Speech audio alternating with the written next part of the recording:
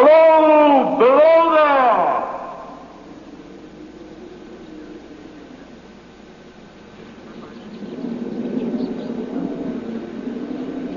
When the signalman heard my voice thus calling to him, he was standing at the door of his box with a flag in his hand, furled round its short pole.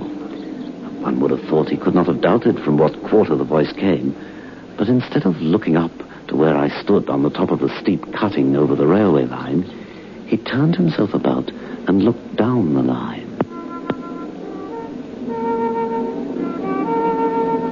There was something remarkable about the man. The way he stood, something strange, perhaps uncanny. But certainly I would have termed such a thought mere imagination then. I know now what was remarkable about that man, and even though years have passed, I still see his figure, foreshortened and shadowed, down in the deep trench.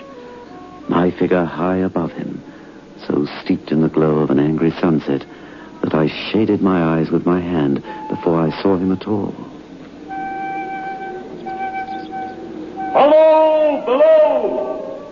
Is there any path by which I may come down and speak with you?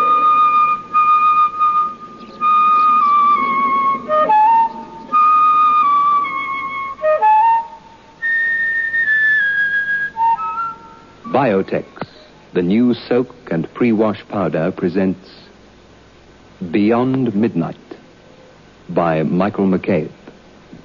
Now, ladies, we're speaking about Biotex in this series of programs, and Mrs. E.B. Granger of Gordon Road, Heathfield in the Cape wrote to say that she decided to try our Biotex just to see if it lived up to our claims. And she said, I bought a packet, and lo and behold, it actually did just what the advert said.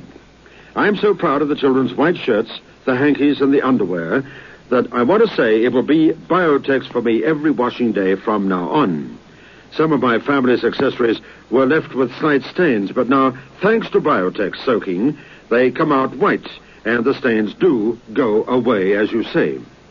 Now, that is the statement from Mrs. Granger of Heathfield of the Cape, and it bears out what we have been saying to you, ladies, ever since Biotex first came on the market. We said to you, it is different to any washing product that you've ever used before. We claim that the stubbornest stains will vanish, and people like Mrs. Granger bear out our claims. Remember, Biotex.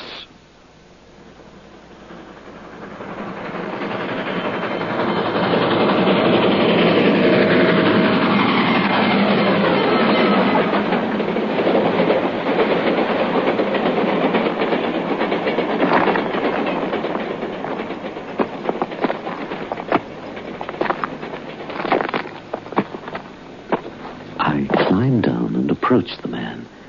He stood now with his left hand at his chin, his right hand across his breast. His post was in as solitary and dismal place as ever I saw. There was an earthy, deadly smell, and little sunlight penetrated down to the line and signal box. The gloomy entrance of the black tunnel yawned. I stopped a few feet in front of the man, and suddenly he stepped back and raised his right hand. There was something in the man that daunted me. This is a lonesome post to occupy. A visitor, I should think, must be a rarity, yes? I looked down from up yonder and felt a need to come down. Signal boxes have always riveted my attention.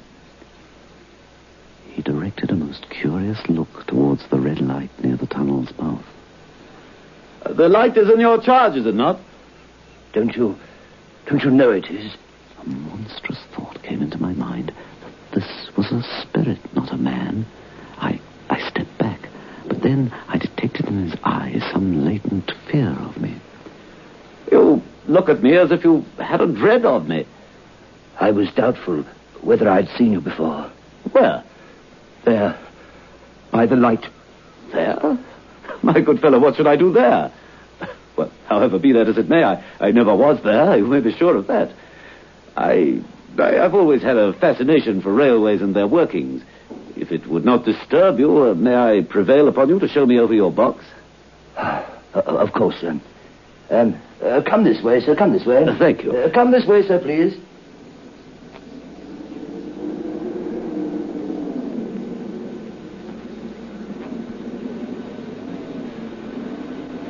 Manual labor I had next to none.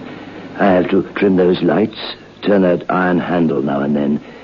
Many long, dreary hours I have to spend here, so I occupy my time working at fractions and equations, problems, you know. Is it necessary for you always to remain in this damp air down here? Even in this signal box with a fire aglow, it is somehow oppressive. Can you never rise into the sunshine? Well, that depends upon times and circumstances. I see. Under some conditions, there will be less upon the line than under others. In bright weather, I go up for a change. Certain hours of the day and night, I'm freer than others. But at all times, I'm liable to be called by my electric bell. Forgive me, but you appear better educated than your station in life calls for. I mean no offense. When I was younger, I was a student of natural philosophy. I attended lectures, but it all came to nothing. I ran wild and was sent down. I've never risen again. But I've made my bed, sir, and now I must lie on it. It is too late to make another. Acceptance of things for what they are. There is something to that. You almost make me believe that I have met a contented man. I used to be. But I'm troubled, sir.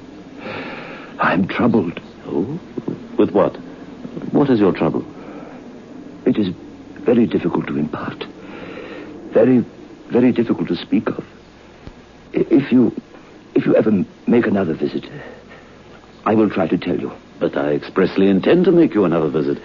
Say, when shall it be? I go off early in the morning, and I shall be on guard at 10 tomorrow night. I'll come at 11. I'll show you my white light. That is, till you found the way.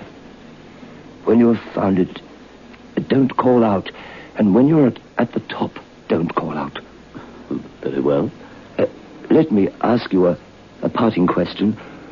What made you cry, hello, below there, tonight? Heaven knows. I cried something to that effect. No, not to that effect, sir. Those were the very words. I know them well. Well, I spoke thus because I saw you below and wished to attract your attention. For no other reason. What other reason could I possibly have? You had no feeling that they were conveyed to you in any supernatural way? No. Oh, good night, sir. Oh, may I inquire your name? Mine is William Benby. Mine is Charles Dickens.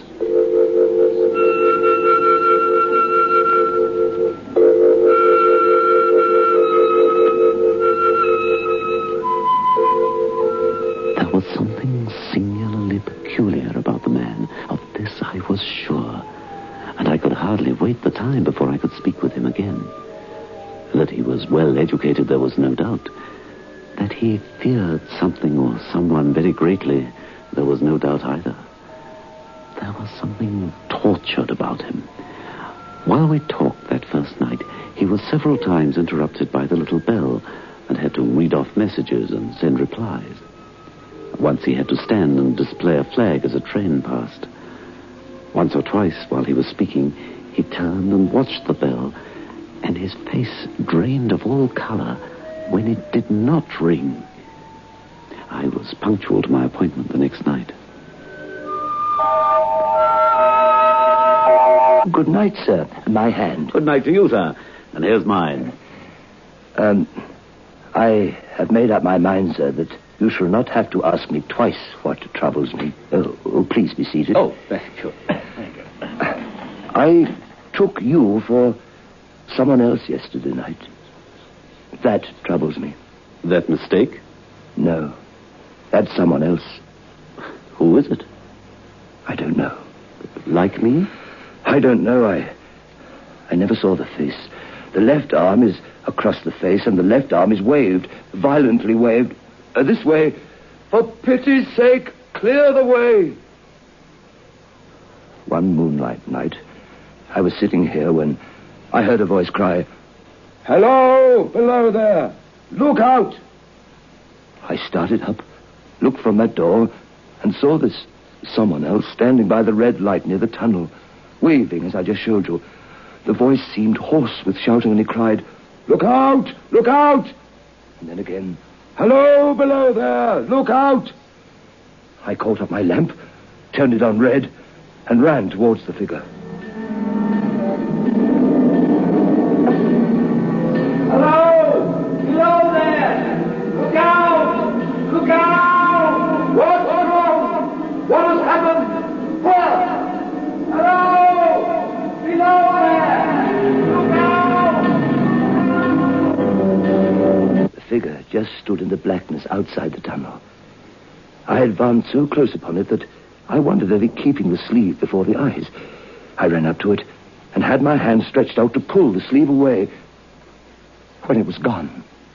Into the tunnel? No. I ran into the tunnel 500 yards. I stopped and held my lamp above my head and saw the figures of the measured distance and saw the wet stains stealing down the walls and trickling through the arch. I ran out again, faster than I had run in, for I had a mortal abhorrence of the place upon me, and I looked all around the red light with my own red light, and I went up the iron ladder atop of it, and then I came down again and ran back here. I telegraphed both ways. "An alarm has been given. Is anything wrong? An alarm has been given. Is anything wrong?" All well. All well. "An alarm has been given. Is anything wrong?" All well. All well. "An alarm has been given. Is anything wrong?"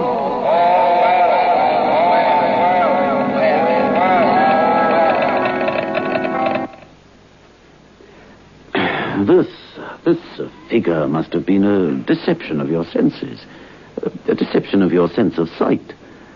Figures such as you describe sometimes originate in the delicate nerves that minister to the functions of the eye. As to the imaginary voice, well, the wind, dear sir, the wind which sometimes sounds, well, in this unnatural valley, think... That is all very well. I know about the wind and telegraph wires. I pass many long nights here, alone and watching, but I beg to remark, sir, that I've not finished my story.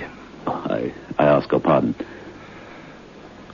Within 6 hours after the appearance, a memorable accident on this line happened, and within 10 hours, the dead and wounded were brought along through the tunnel, over the spot where the figure had stood.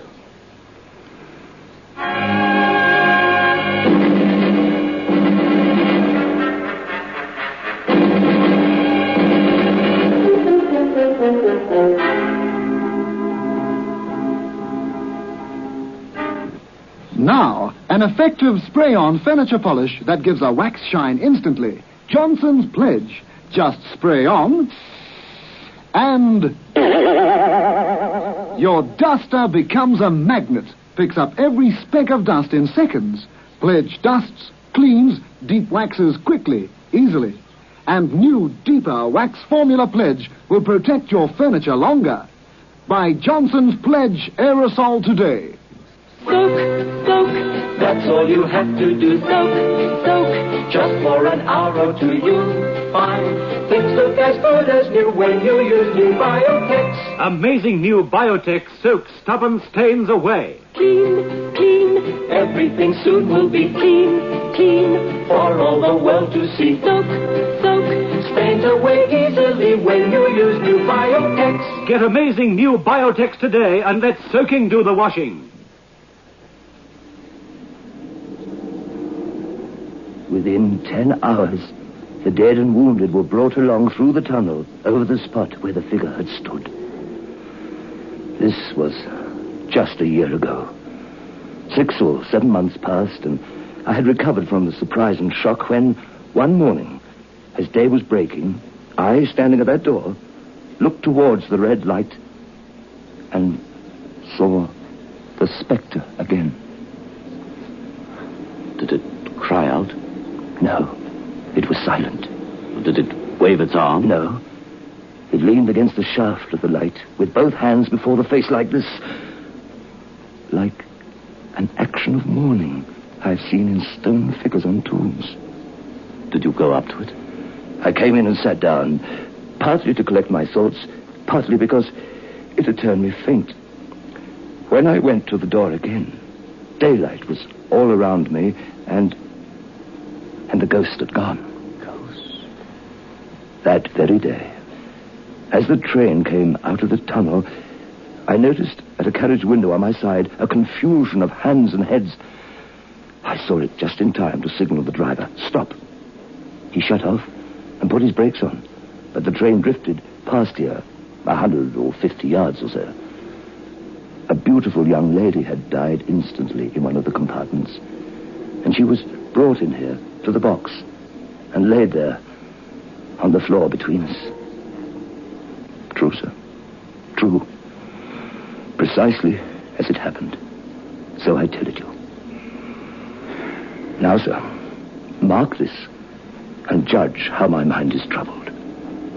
The spectre came back a week ago. Ever since, it has been there now and again by fits and starts. At the light? At the danger light. What does it seem to do? Like this.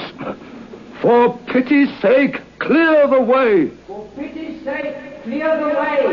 For pity's sake, clear the way. I have no peace or rest from it. It calls to me. Below there! Look out! Below there! Look out! For pity's sake, clear the way. It calls for many minutes together, in an agonized way. It rings my little bell. I remember. Did it ring your bell yesterday evening when I was here and you went to the door? Twice. Oh, I see how your imagination misleads you.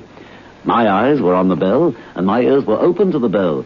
And if I'm a living man, it did not ring at those times. No, nor at any other time, except in the course of natural physical things, when it was rung by the station communicating to you. I have never made a mistake as to that yet, sir. I have never confused the spectre's ring with a man's. The ghost's ring is a strange vibration in the bell that it derives from nothing else. And I have not asserted that the bell stirs to the eye. I don't wonder that you fail to hear it, but I heard it. And did the spectre seem to be there when you looked out? It was there. Both times? Both times. Will you come to the door and look with me now? Well.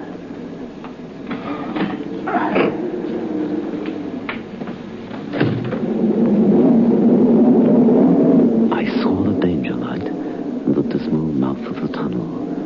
The high, wet stone walls of the cutting. There were stars in the sky. Do you see it? No. It is not there. Agreed.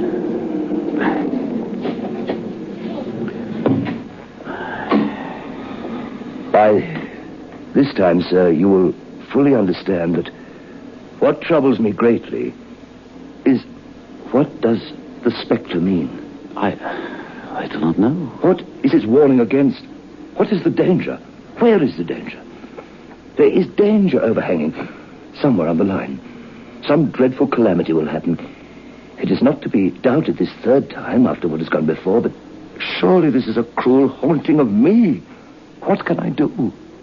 At this, the poor man pulled out his handkerchief and wiped the drops from his heated forehead. I could think of nothing to say, nothing to put courage into him.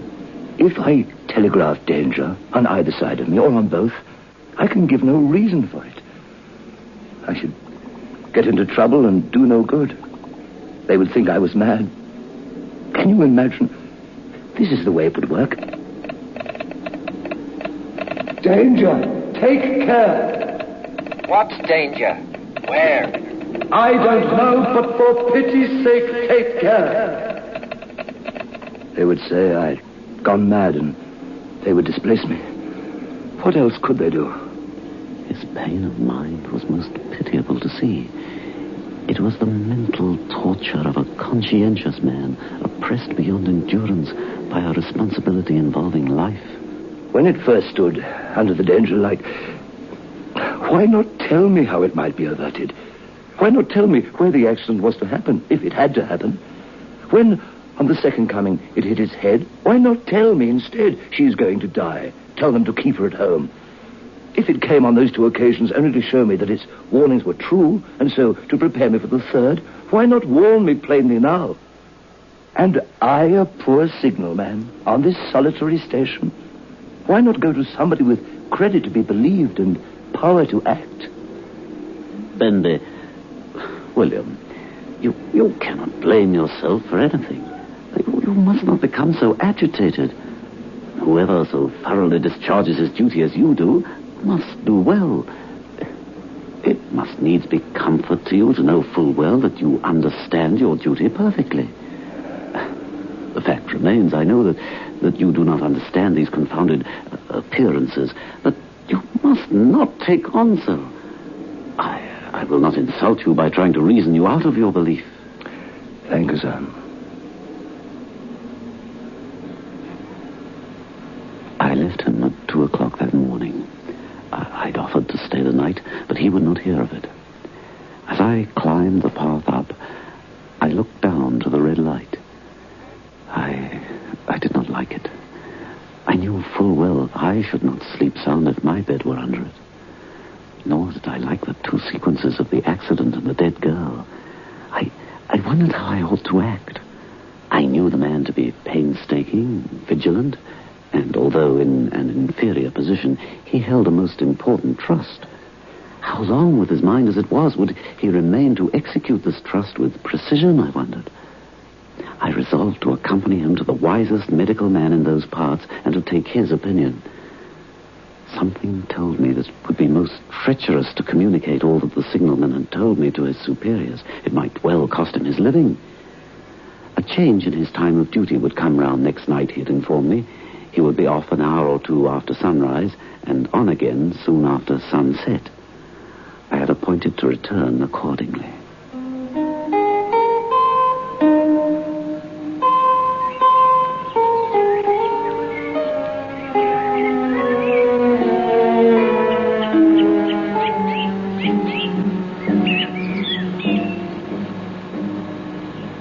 Next evening was a lovely evening, and I walked out early to enjoy it. The sun was not yet quite down when I traversed the field path near the top of the deep cutting. I would extend my walk for an hour, I said to myself, half an hour on and half an hour back, and it would then be time to go to my signalman's box.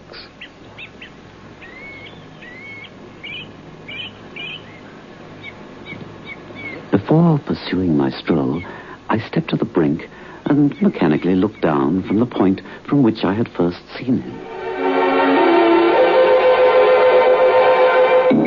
I cannot describe the thrill that seized upon me when, close at the mouth of the tunnel, I saw the appearance of a man with his left sleeve across his eyes, passionately waving his right arm.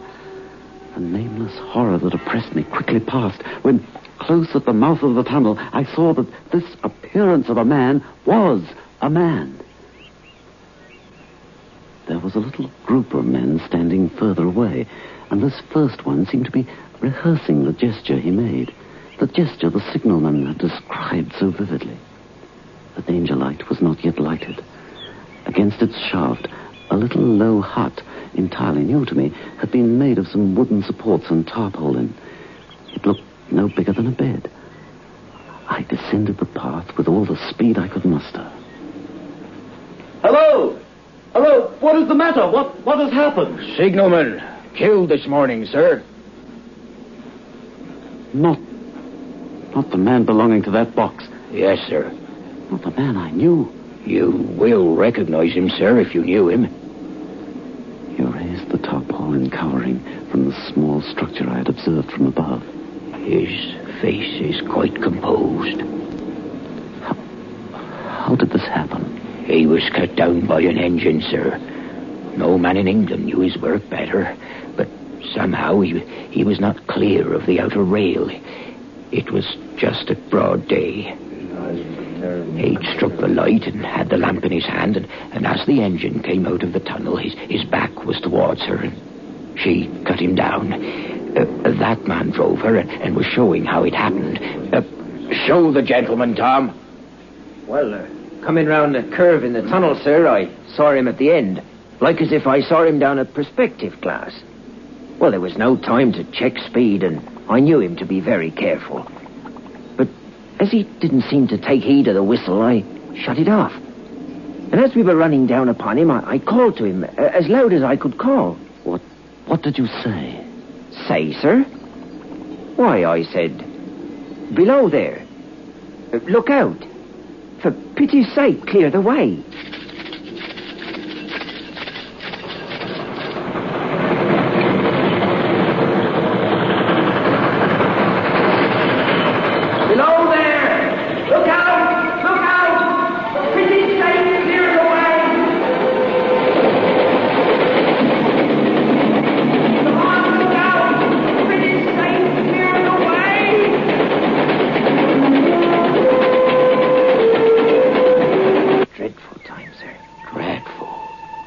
I never left off calling to him, sir.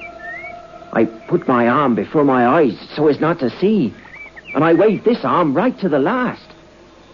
But it was no use.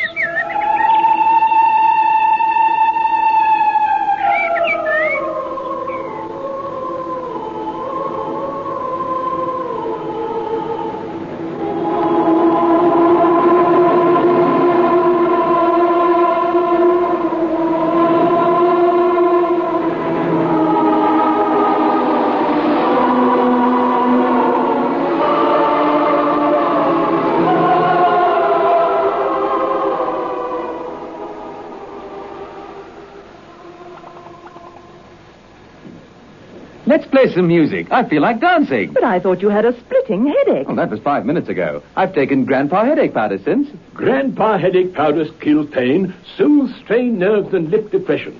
Grandpa headache powders are extra effective because they have a triple action. Grandpa headache powders work extra fast because they dissolve almost immediately. Get fast, effective relief from any pain, all pain. Get Grandpa headache powders. Ah, Grandpa. Soak, soak, that's all you have to do. Soak, soak, just for an hour or two you'll find things look as good as new when you use new Biotex. With amazing new Biotex, the stubbornest stains will vanish. Yes, vanish clean away. Just by soaking your laundry overnight in cold water, or for an hour or two in warm water, or by pre-washing it quickly in your washing machine. Get amazing new Biotex today. Beyond Midnight is presented every Friday night at 9:30 by Biotex, the new soak and pre-wash powder.